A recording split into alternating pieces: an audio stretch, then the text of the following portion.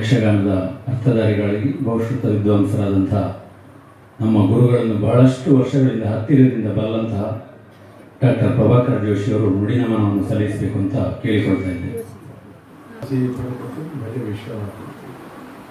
ವಿಶುದ್ಧ ಜ್ಞಾನದೇಹಾಯ ತ್ರಿವೇದ ದಿವ್ಯ ಚಕ್ಷುಷಿ ಶ್ರೇಯ ಪ್ರಾಪ್ತಿ ನಿಮಿತ್ತಾಯ ನಮ್ಮ ಸನ್ಮಾನಿತ ಸಮಸ್ತ ಶ್ರೇಯ ಪ್ರಾಪ್ತಿಗೆ ಮೋಕ್ಷಪ್ರದಾಯಕರಾದಂಥ ವಿಶ್ವನಾಥ, ವಿಘ್ನ ನಿವಾರಕರಾದಂಥ ಗಣೇಶನೇ ಕಾರಣ. ಅವರ ಸೇವೆಯಲ್ಲಿ ಅವರ ಸಾನ್ನಿಧ್ಯದಲ್ಲಿಯೇ ಮೋಕ್ಷಕ್ಕೆ ತಂದಿದ್ದಾರೆ ನಮ್ಮ ಇಲಕ್ಕ ಬಂಧುಗಳೇ. ಇಲಕ್ಕನವರ ಬಗ್ಗೆ ಬಹಳಷ್ಟು ಮಾತಾಡಬಹುದು, ಅನೇಕ ಭಾವನೆಗಳು ಒತ್ತರಿಸಿಕೊಳ್ಳಬಹುದು.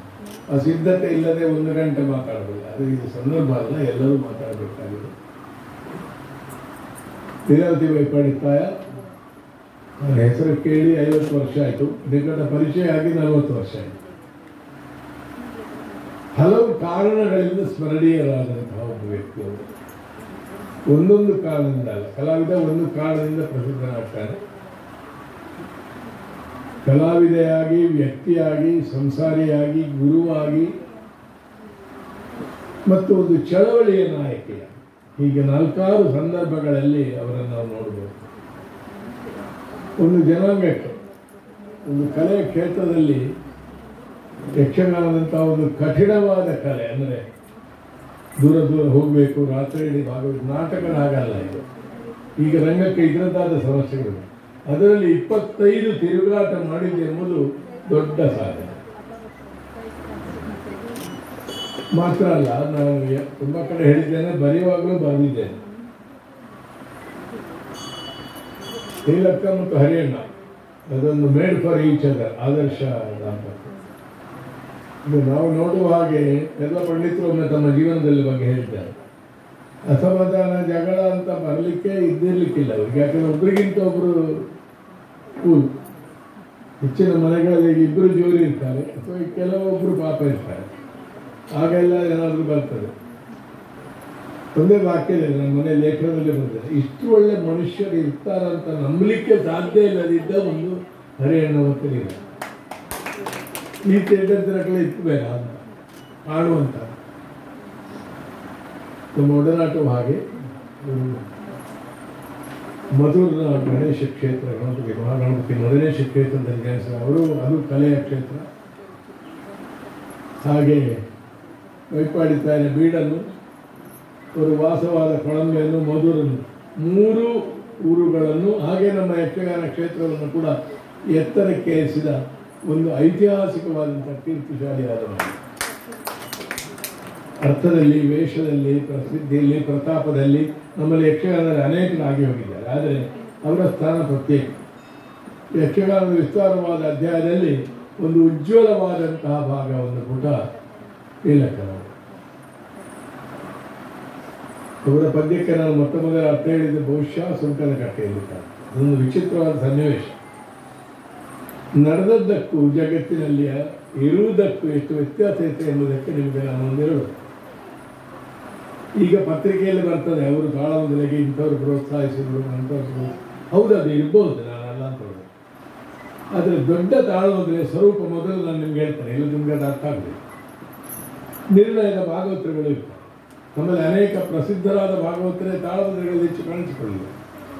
ಉದಾಹರಣೆಗೆ ಭಾಗವತರ ಇನ್ನೊಬ್ಬರ 10, 40, 50 ತಿರುಗಾಟ ಮಾಡ್ತಾರೆ. ಅದಕ್ಕೆ ಕಾರಣ ಏನಂದರೆ ಒಂದು ಒಡನಾಟ, ಮೇಳದ ಹಾಗೆ ಇರ್ತದೆ. ಅದು ಬೇಕು ಅಂತ ನಾನು ಹೇಳುವುದಿಲ್ಲ.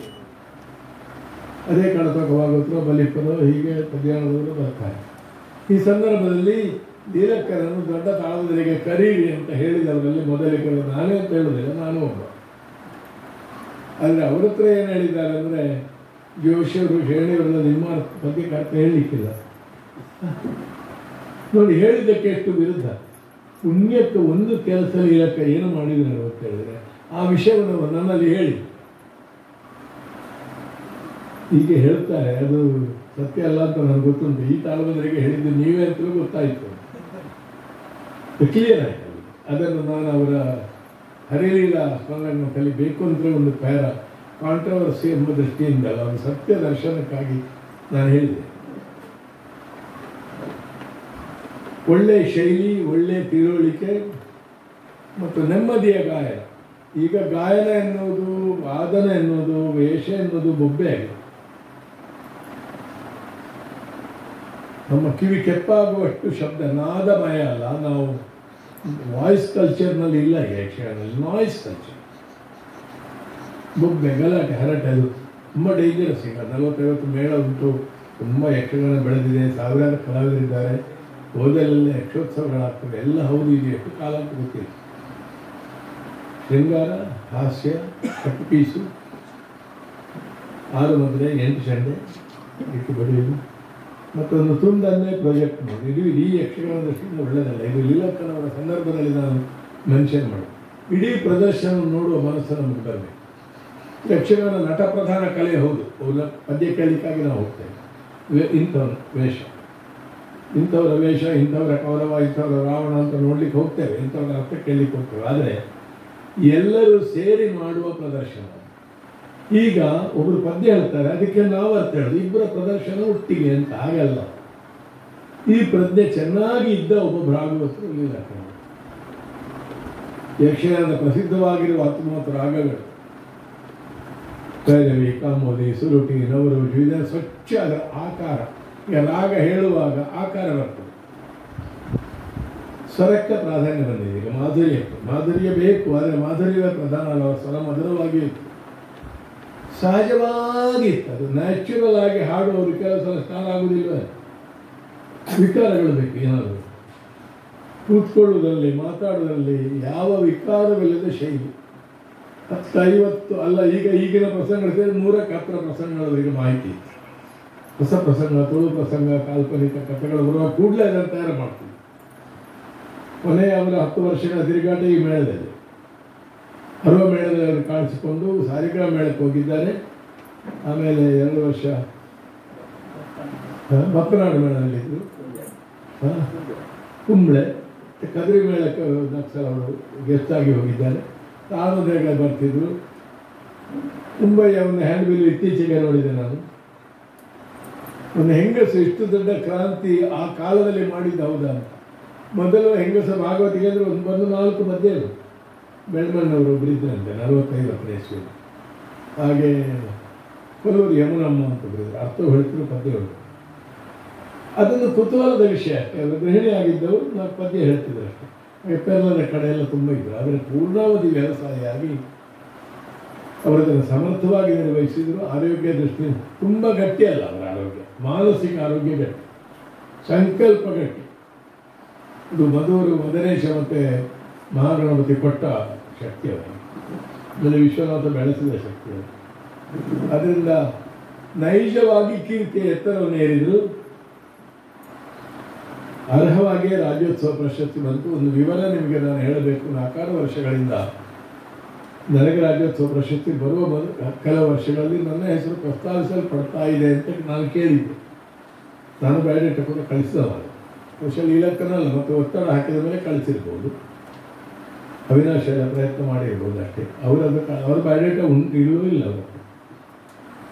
ನಾನು ಡಾಕ್ಟರ್ ಮೋಹನ್ ಆಳವರು ಸೆಲೆಕ್ಷನ್ ಕಮಿಟಿಯಲ್ಲಿ 4 ವರ್ಷ ಹಿಂದೆ ಇದ್ದರು.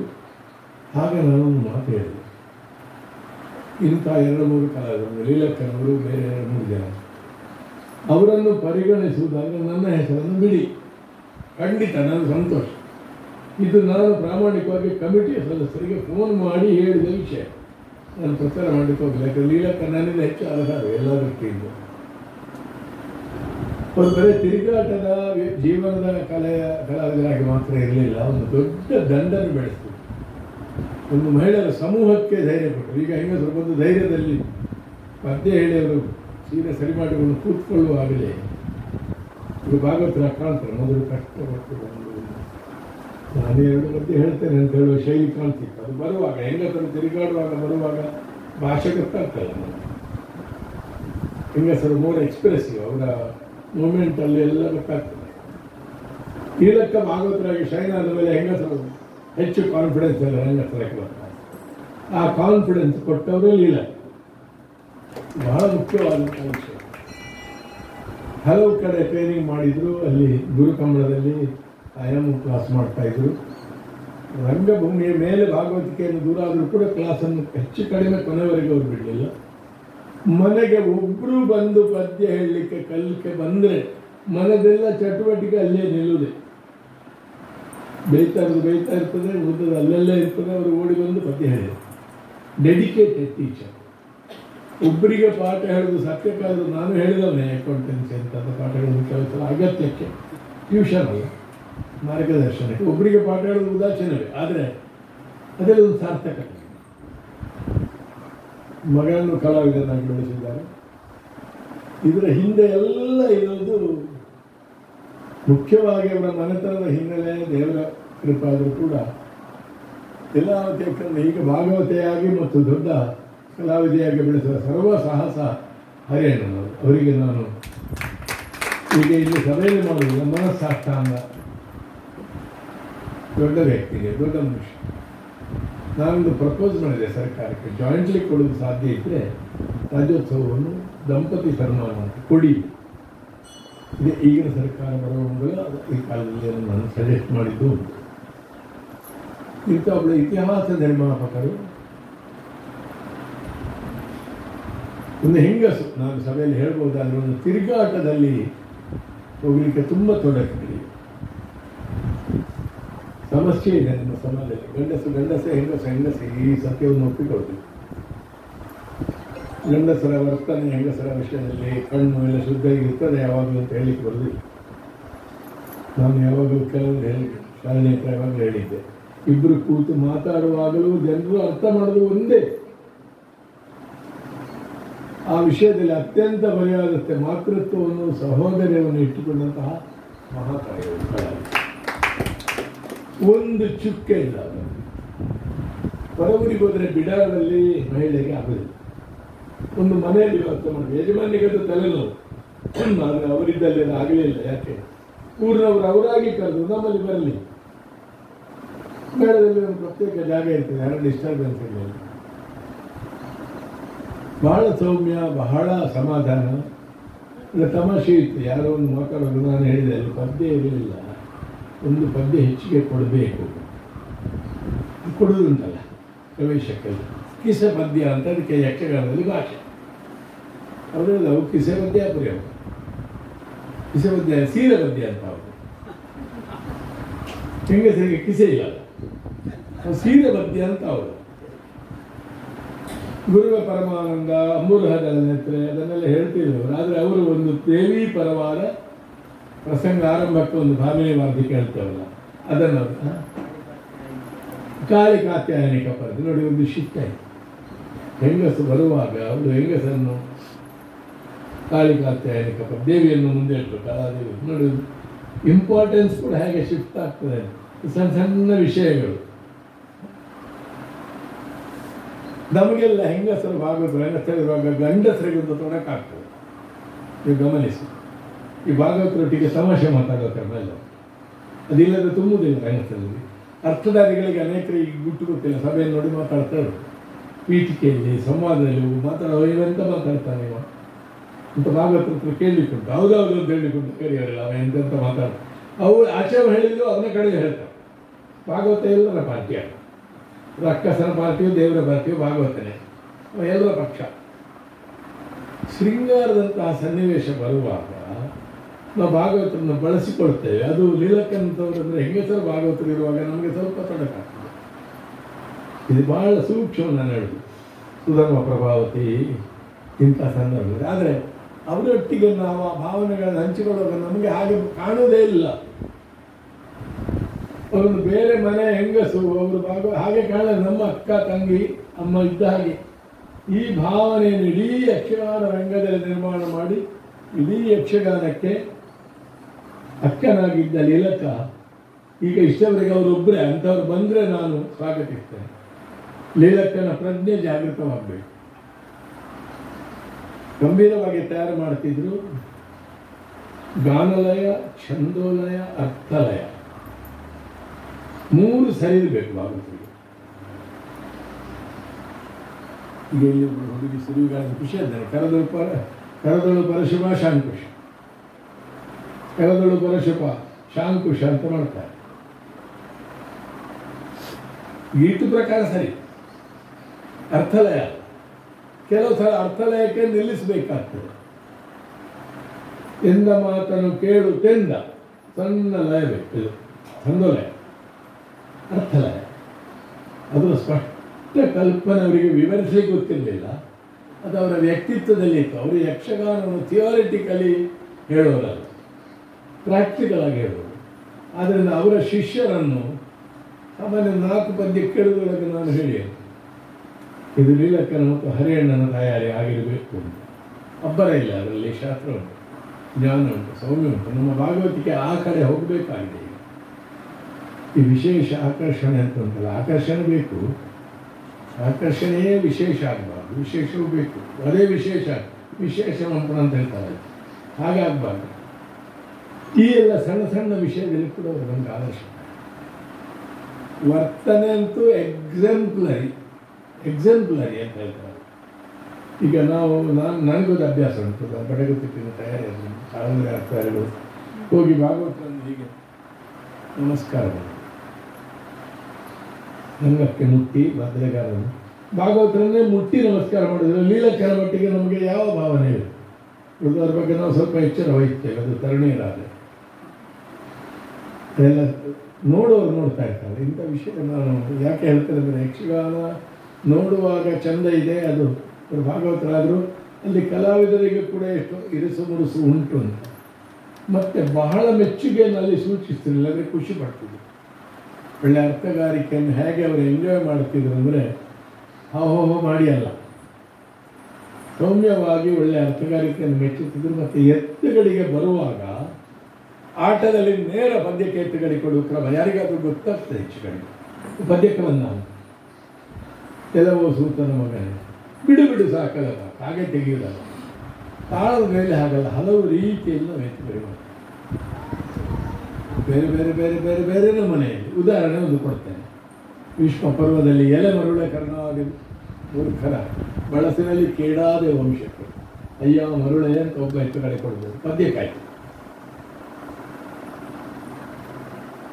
ಶೇಡಿಯವರು ಒಂದು ಕಡೆ ಎತ್ತುಗಡೆ ಕೊಟ್ಟದ್ದು ನೋಡಿದ್ದೇನೆ. ನಾನು ಹೇಳಬಾರ್ದು ಮಗನೇ, ನಿನಗೆ ಇಷ್ಟು ಪ್ರಾಯ ಆಯಿತು, ನಿನಗೆ ಮೊಮ್ಮಕ್ಕಳಾದರೆ ಆ ಶಬ್ದವನ್ನು ನಾನು ಬಳಸಬೇಕಾಗ್ತದೆ. ಈಗ ಮರುಳೆ ಅಂತ ಹೇಳಿಲ್ಲ, ನಿನ್ನನ್ನು ಹುಚ್ಚ ಅಂತ ಹೇಳಿಕ್ಕೂ ಆಗುದಿಲ್ಲ, ಈಗ ನೀನು ಸೀನಿಯರ್ ಅಲ್ವಾ ಅಂತ. ಅವರ ಎಷ್ಟು ಚಂದ ನೋಡಿ. ಅದು ಮನದೊಳಲ್ಲಿದೆ, ಅವನ ಬಿಡಬಹುದೇ? ಬಿಡಬಹುದು. ಅದೇನು ಏನೆಲ್ಲ ಬಿಡಬಹುದು? ನಾನು ಹೇಳಿದೆ ಏನೆಲ್ಲ ಬಿಡಬಹುದು. ಮುಖ್ಯ ಭಾಗವತರಿಗೆ ಗೊತ್ತಾಗಲಿಕ್ಕಿಲ್ಲ.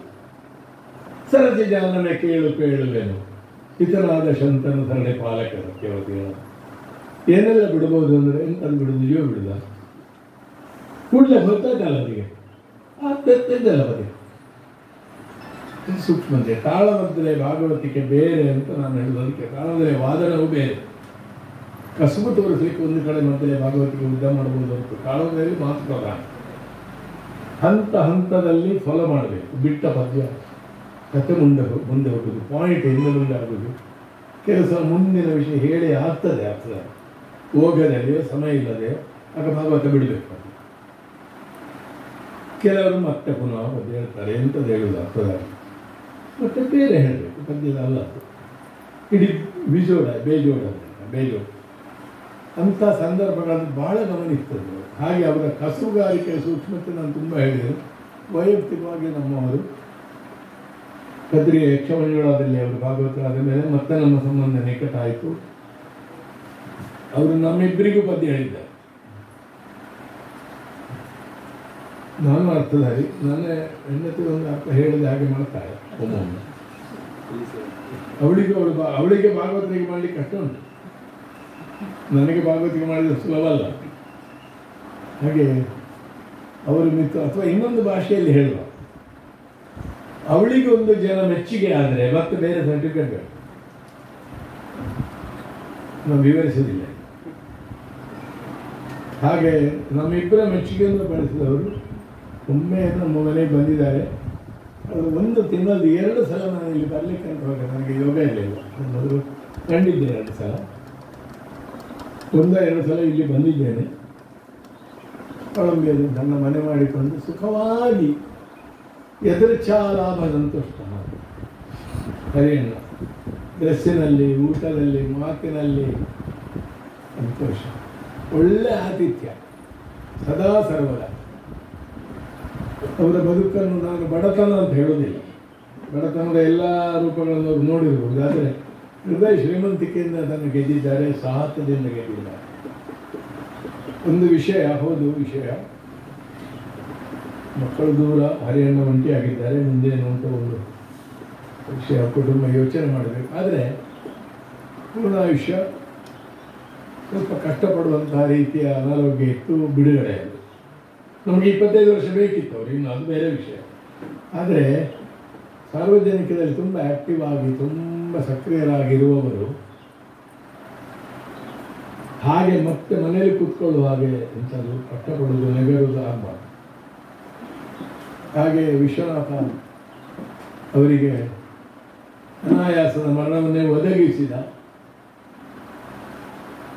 ತಿಲಕ್ಕನವರಿಗೆ ಮೋಕ್ಷ ಸಿಕ್ಕಲಿ, ನಾನು ಚಿರಶಾಂತಿಯಲ್ಲೇ ಹೇಳೋದು, ನಾನು ಸದ್ಗತಿ ಹೇಳೋದು, ಅದು ಒಂದು ಬಯಕೆ ಬೇರೆ. ನಾನು ಹೇಳೋದು ಲೀಲಕ್ಕನವರು ಪುನರ್ಜನ್ಮ ಆಗಲಿ ಬೇರೆ ಕಲಾವಿದರ ಮೂಲಕ. ಲೀಲಾ ಪ್ರಜ್ಞೆ ಯಕ್ಷಗಾನದಲ್ಲಿ ಚೇತರಿಸಬೇಕು, ಬರೀ ಭಾಗವತಿಕೆ ಅಲ್ಲ, ಹೆಂಗಸರ ಭಾಗವತಿಕೆಗೆ ಸೀಮಿತ ಅಲ್ಲ. ಅವರ ವರ್ತನೆ, ವ್ಯಕ್ತಿತ್ವ, ಹರಿಯಣ್ಣನ ಗುರುತ್ವದಲ್ಲಿ ಅವರು ಮಾಡಿದ ಸಾಧನೆ ಅದೆಲ್ಲ ಚೈತನ್ಯಶಾಲಿಯಾಗಲಿ ಅಂತ ಹಾರೈಸ್ತೇನೆ. ದೀರ್ಘವಾಗಿ ಮಾತಾಡಬಹುದು. ಯಾವಾಗಲೂ ಅವರನ್ನು ನಾವು ನೆನಪಿಟ್ಟುಕೊಂಡೇ ಇದ್ದೇವೆ. ನಮ್ಮ ರಂಗಕ್ಕೆ ದೊಡ್ಡ ನಷ್ಟವೇ, ಆದರೆ ಆ ನಷ್ಟವನ್ನು ತುಂಬಿಸಿಕೊಳ್ಳುವ ಯೋಗ್ಯತೆ ಅವರ ಶಿಷ್ಯರ ಮೂಲಕ ಈ ರಂಗಕ್ಕೆ ಬರಬೇಕು ಅಂತ ಹೇಳ್ತಾ ಅವರಿಗೆ ನನ್ನ ನಮನವನ್ನು ಸಲ್ಲಿಸ್ತೇನೆ. ಯದಿತ್ ವಿಭೂತಿ ಮತ್ಸತ್ವ ಶ್ರೀಮದ್ ಗುರುಜಿತಮೇವ ತತ್ತದೇವ ಅವಗಚ್ಚತ್ವ ಮಮ ಶ್ರೇಯೋಂಶ ಸಂಭವ. ಲೀಲಮ್ಮನ ಬಗ್ಗೆ ನುಡಿನಮನದ ರೂಪದಲ್ಲಿ ಶ್ರದ್ಧಾಂಜಲಿಯನ್ನು ಅರ್ಪಿಸಿದಂಥ ಜೋಶಿಯವರಿಗೆ ವಂದನೆಗಳು. ಅವರು ಹೇಳಿದಾಗೆ ಲೀಲಮ್ಮನ ಬಗ್ಗೆ ಹೇಳಲಿಕ್ಕೆ ಹೋದರೆ 2 ರಾತ್ರಿ 2 ಹಗಲು ಹೇಳಿದರೂ ಮುಗಿಲಿಕ್ಕಿಲ್ಲ ಅಂತ ಅವರು ಹೇಳಿದ್ದಾರೆ. ಆದರೆ ಹೇಳಿದಷ್ಟು ಮಾತಿನಲ್ಲಿ ಅವರ ಸಂಪೂರ್ಣ ಮಾಹಿತಿ, ಅವರ ಬಗ್ಗಿನ ಗೌರವವನ್ನು ಅವರ ಮಾತಿನಲ್ಲಿ ಅರ್ಪಿಸಿದ್ದಾರೆ. ಜೋಶಿಯವ್ರದ್ದು ಒಂದು ಸ್ಪೆಷಲ್ ಉಂಟು, ನಾನು ಈ ಸಂದರ್ಭದಲ್ಲಿ ಹೇಳ್ಬೋದ ಗೊತ್ತಿಲ್ಲ. ಈ ಕಲಾವಿದರು, ವೇಷಧಾರಿಗಳು ಅಥವಾ ಪಾತ್ರಧಾರಿಗಳು ಕೆಲವೊಂದು ಪಾತ್ರಕ್ಕೆ ಸೀಮಿತ ಆಗಿರ್ತಾರೆ. ಈಗ ಕರ್ಣ, ರಕ್ತಬೀಜ ಅವ್ರದ್ದು ಆ ಥರ ಮಾಡೋದು ಅದೇ ಪಾತ್ರ ನೋಡಲಿಕ್ಕೆ ಚಂದ ಇರ್ತದೆ. ಅವರು ಬೇರೆ ಪಾತ್ರ ಮಾಡಿದರೆ ಅಷ್ಟೊಂದು ಉತ್ಕೃಷ್ಟ ಆಗುವುದಿಲ್ಲ. ಸ್ತ್ರೀ ಪಾತ್ರ ಮಾಡೋರು ಸ್ತ್ರೀ ಪಾತ್ರ ಒಳ್ಳೆಯದು. ಈ ಜೋಶಿಯವರು ಆಗಲ್ಲ. ಅವರು ಸಾಹಿತ್ಯ ಸಮ್ಮೇಳನದ ಭಾಷಣ ಮಾಡಲಿ, ಯಕ್ಷಗಾನ ಸಮ್ಮೇಳನದ ಭಾಷಣ ಮಾಡಲಿ, ಯಾವುದೇ ಕಾರ್ಯಕ್ರಮದ ಮಾಡಲಿ, ಶ್ರದ್ಧಾಂಜಲಿ ಸಭೆಯದ್ದು ಮಾಡಲಿ, ಮಾತಾಡಲಿ, ಆದರೆ ಕೇಳುವವರಿಗೆ ಸಾಕು ಹೊರವಂತ ಹೊಡಂತ ಅನಿಸುವಂಥ ಒಂದು ಮಾತು. ಅದು ಇನ್ನೂ ಬೇಕು ಬೇಕು ಅಂತ ಅಲ್ವ ಗುರುಗಳೇ? ಗುರುಗಳು ಯಾವತ್ತೂ ಹೇಳ್ತಾರೆ, ಜೋಶಿಯವರು ನಾವು ಹರಿಲೀಲಾ ಕಾರ್ಯಕ್ರಮ ಮಾಡುವಾಗ ಜೋಶಿಯವರು ಬಂದು ಕಳೆ ಹೆಚ್ಚಾಯಿತು ಅಂತ ಹೇಳಿದ್ದಾರೆ. ಹಾಗೆ ಜೋಶಿ ಅಂತ ಹಿರಿಯ ಕಲಾವಿದರ ಆಶೀರ್ವಾದ ನಮಗೆಲ್ಲ ಇರಲಿ ಅಂತ ಕೇಳಿಕೊಳ್ತಾ ಮುಂದಕ್ಕೆ